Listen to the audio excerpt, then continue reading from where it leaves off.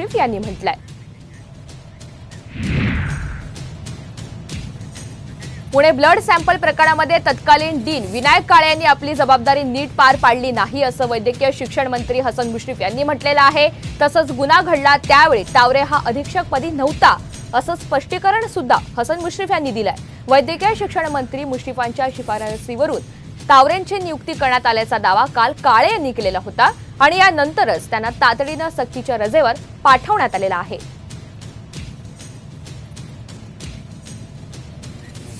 का दोघांना निलंबित केलं, तो शिपाई होता त्याला निलंबित केलं, कारण लगेच बडतर्फ करता येत नाही, त्याची चौकशी केली जाईल।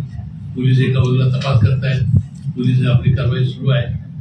आता मी काय सांगितलं की आता ही सिस्टीम जर व्यवस्थित करायचं झालं तर आता कडक तिथं शिस्तीचा डीन पाहिजे।